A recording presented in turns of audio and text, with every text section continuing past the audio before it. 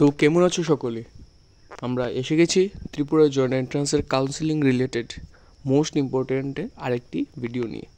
তো আজকের ভিডিওতে আমরা আলোচনা করব ত্রিপুরা জয়েন্ট এন্ট্রান্সের কাউন্সিলিংয়ের মাধ্যমে তোমরা বিএসসি নার্সিংয়ে অ্যাডমিশন নিতে গেলে তোমাদের লাস্ট র্যাঙ্ক কত গেলে তোমরা পেতে পারো তোমাদের বিএসসি নার্সিং কোর্স।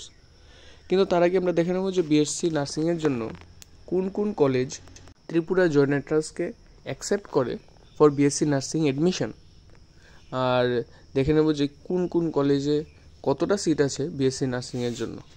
তো লেটস স্টার্ট দ্য ভিডিও।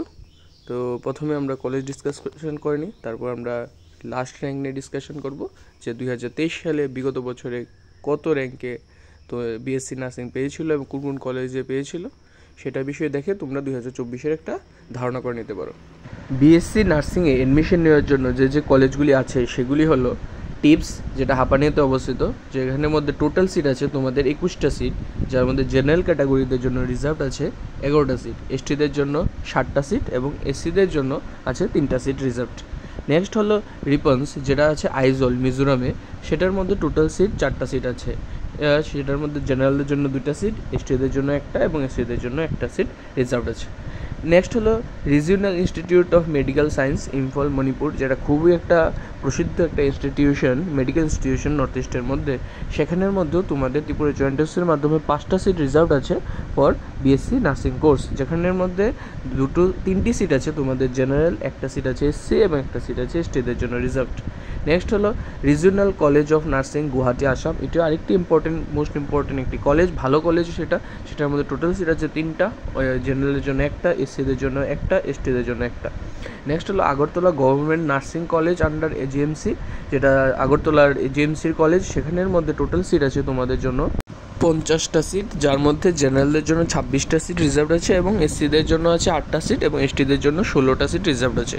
তোমাদের এলিজিবিলিটি বলতে গেলে তোমাদের দরকার পড়বে 12 পাস হতে হবে এবং 45% মার্কস থাকতে হবে তোমাদের বোর্ড এক্সামে ফর জেনারেল ক্যাটাগরিদের জন্য এবং 40% মার্কস থাকতে হবে এসসি এসটিদের জন্য।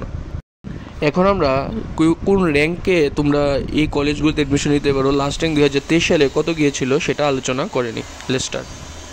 প্রথম ইনস্টিটিউশনটা হলো টিপস হাঁপানিয়া, যেখানে জেনারেল ক্যাটাগরিদের জন্য লাস্ট র্যাঙ্ক গিয়েছিল 729, 729। এখন এসসিদের ক্ষেত্রে দেখা যাক, শিডিউল কাস্টের জন্য লাস্ট র্যাঙ্ক গিয়েছিল 946, 946 র্যাঙ্ক। এখন শিডিউল ট্রাইবদের জন্য দেখে নেওয়া যাক, এসটিদের জন্য লাস্ট র্যাঙ্ক গিয়েছিল টিপস হাঁপানিয়াতে 1788, মিস 1788। এখন রিপন্স, যেটা মিজোরামে অবস্থিত, সেখানে জেনারেলদের জন্য লাস্ট কাট অফ গিয়েছিল 320 র্যাঙ্ক, যে ফর বিএসসি নার্সিং। এসসিদের জন্য লাস্ট র্যাঙ্ক গিয়েছিল 700 র্যাঙ্ক ফর এসসি, যেটা 1টা সিট আছে যার জন্য 700 র্যাঙ্ক গিয়েছিল। এসটিদের জন্য 1টা সিট আছে, যার ক্ষেত্রে লাস্ট র্যাঙ্ক গিয়েছিল 1224, 1224। এখন rims regional institute of medical science, যেটা মণিপুর অবস্থিত, সেখানে জেনারেলদের জন্য লাস্ট র্যাঙ্ক গিয়েছিল 125, 125।